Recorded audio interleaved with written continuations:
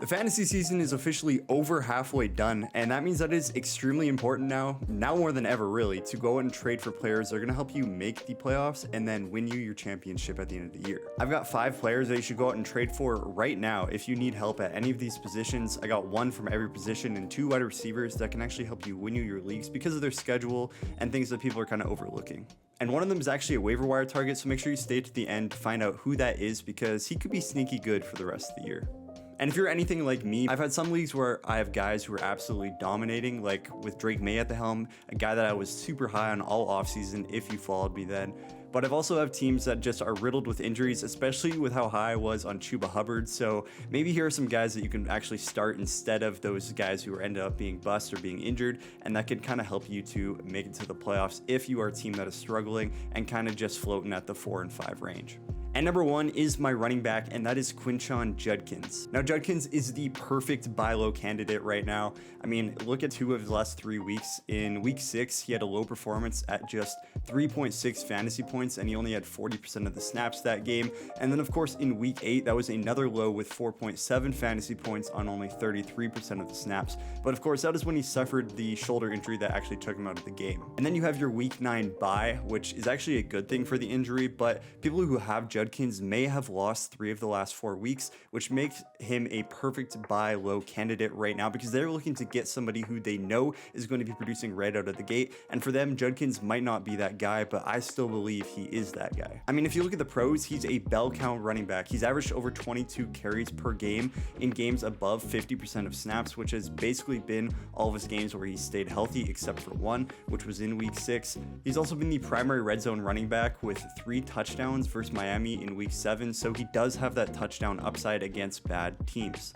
I mean, if you look at his rest of the season schedule too, it is amazing. He has the best schedule of any bell cow running back in the NFL. Let's take a look at it. In his next 5 matchups, he has in week 10, the New York Jets, where he is questionable to play, but if he does play this week, he should be slated for at least an 18-point game, hopefully. In week 11, he has Baltimore, who yes, is improving, but that is still a rivalry game, and I expect him to do super well in that game as well. They've been allowing a lot of points to running backs still. And then you go to week number 12, which is against Las Vegas, a beautiful matchup. Week number 13 versus San Francisco. Week number 14 versus Tennessee, which is a team that you definitely want to be starting your running backs against. And then we hop into the playoffs and we see in week 15, he does have a tougher matchup against Chicago. It's not like super hard, but it is one of his toughest matchups left, but it should still be a good game script because we know that the Browns with that defense should be able to keep up with a team like Chicago, and maybe it actually is a game where we see a shootout like we've seen with Chicago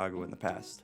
And then we have week 16 versus Buffalo, who's currently allowing the 7th most points to running backs, averaging over 18 points per game to running backs allowed. And then in week 17 with his toughest matchup of the year, of course, not ideal for the playoffs, but it is against Pittsburgh, which is another rivalry matchup. And I would guess that he is set up for some great volume in that matchup. He is a great buy low regardless. And he has a real shot to not miss any more time with the shoulder injury. So go buy him right now because he could be the guy who wins you your league. I mean, he's averaging 19.5 fantasy points per game when he's given 50% of the snaps, and that's over a 4-game sample where he has been starting. Now, the second guy that I have is a wide receiver, and this is a guy who's also on another bad offense, so you might be like, yo, chill, but it's actually a pretty good player, and that is Garrett Wilson. He's averaging 16.6 fantasy points per game, which is the wide receiver 9 on the season in points per game, and that's through 6 games before an injury. And of course, he's also had bad quarterback play, which makes this even more incredible that he's able to do this. And one plus that people might not be looking at is that this defense on the Jets just got much worse. They just traded Sauce Gardner as well as the defensive tackle, so that means that this Jets defense went from being one that was actually scary to play versus one now that should be allowing a lot more points, meaning that the offense will be on the field a lot more and will also be having to pass a lot more, benefiting Garrett Wilson. Now, Tyrod also may be the starter instead of Justin Fields, which means there will be better passing, kind of. I know they're both not ideal, but still, Garrett Wilson should see a lot of volume. With over 16 points per game despite a difficult schedule to start the season, now he has the easiest schedule of all wide receivers left, and he also has a great playoff schedule. Over his next 3 games, he plays Cleveland, New England, and Baltimore, all great matchups, followed by then 2 tougher matchups with Atlanta and Miami. But those could be close games though, because they have good game scripts, and we know that both those teams, Atlanta and Miami, both have a habit of just, stinking it up. So we could see this actually be closer than we think, with a lot more points scored now that the Jets defense is bad. And in the playoffs, you have Jacksonville, New Orleans, and New England. So it is a great time to buy low on Garrett Wilson, especially if you want to prepare for the playoffs, because he is a guy who could get tons of volume. I mean, it's clear he's the only receiver on his team, and this team desperately needs him.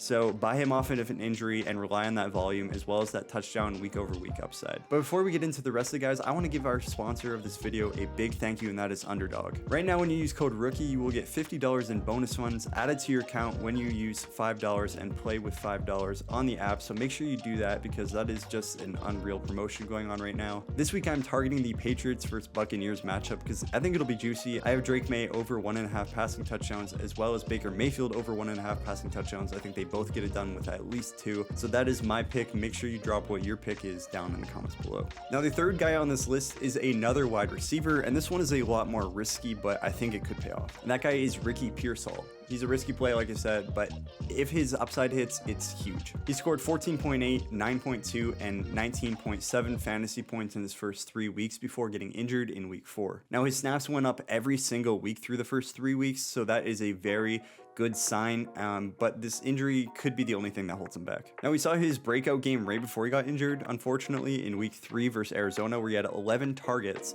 8 receptions, and 117 yards, putting up nearly 20 fantasy points without a single touchdown. And this team as well desperately needs wide receivers to step up, because we just see it's been a dumpster fire. It's been all CMC on this team. And with Brock Purdy coming back, if Pearsall does come back and they make that connection, this could be a guy who blows up fantasy for the last few weeks. He's also a very cheap add, because he could still remain sidelined in week 11, maybe even in week 12. But once he comes back, he should be a guy with super high upside to plug into your flex. And people who drafted him might actually have a bad record and be willing to move off of him just because of the way that he's hurt them. Now, he may not help you get to the playoffs, but if you are a team that looks like you're already going to be in the playoffs and you want a guy to upgrade at your flex for some upside to win your championship, he's got a juicy schedule for the playoffs. In week 15, he plays Tennessee. I mean, who doesn't want to play that? In week 16, he has Indianapolis, which did just get better with the addition of Sauce Gardner, but I would still expect them to be a team that lets up a decent amount of volume through the air. And in week 17, we have Chicago, which is a great matchup for your championship. So while he is risky, he has that upside, and he's cheap enough that I am willing to go out and make that shot. So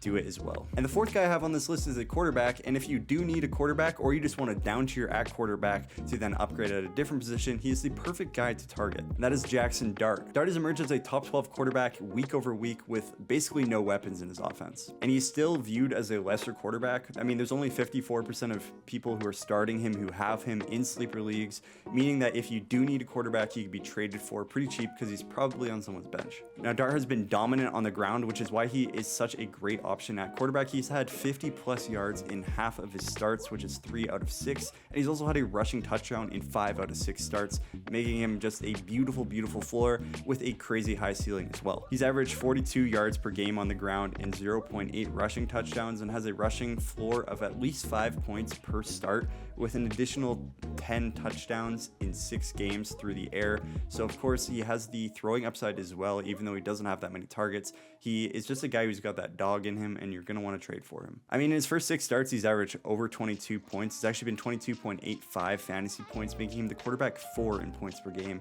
above guys like Jalen Hurts and Justin Herbert, who have also been balling out this year. Now, to top it off, he has one of the best schedules for quarterbacks for the rest of the season, but he still does have his bye in week 14. So if that's something you can't stomach, maybe you want to look elsewhere. But if you need a quarterback, Dart is the perfect target right now. But if you're in a stingy league where nobody trades, this number 5 guy I've got is one that you can grab most likely off of the waiver unless you're in a very deep league, and he's the guy that I would be prioritizing if you need a tight end, and that is Michael Mayer. With Myers traded, there will be at least 5 to 6 vacated targets in this offense every single game, and Mayer could be one of those guys who steps in and actually soaks up a couple of those targets per game. Now, of course, Bowers will see a ton of attention, and I'm not saying that Mayer is going to take over Bowers. Bowers is incredible, but Bowers is going to have a lot of the attention from the defense, and he will still take a lot of the volume, but Mayer has seen good utilization still, even with Bowers in the lineup like last week when he still had 7 targets. In fact, Mayer has had 7 targets in 2 of his last 3 games and consistently has been seeing 80 to 90% of the snaps, so he's going to be on the field regardless, and with the vacated targets, I would expect him to get at least a few more of those. And with Bowers getting all the attention, if you need a tight end to stash or a weekly streamer, Mayer is a solid option with Bowers Bowers getting so banged up this year, there's also that upside that if Bowers was to go down with injury, which I really hope he doesn't, but Mayer would immediately step into a top tight end option every single week. Now, he doesn't have the best schedule, but I do believe that Mayer can kind of overcome that. He seems to be somewhat matchup proof because they will be looking at other options like Trey Tucker and like Brock Bowers in this offense. So Mayer kind of gets slept on every single game anyways. So if he is going to get 7 targets per game, I'd expect him to at least get 4 to 5 of those, which gives him a nice floor at a tight end position that is very, very volatile this year. So there you have it. There are the 5 players that you need to trade for this week or grab off your waiver wire if they're actually there, like Michael Mayer. And make sure you do it this week because these guys could have great weeks this next week and their price could go up. And if you want to see 5 players that I would sell this week, make sure that you drop a like and leave a comment below so that I know exactly what to film for next time. And make sure you subscribe because this content, I mean, it's free. Peace.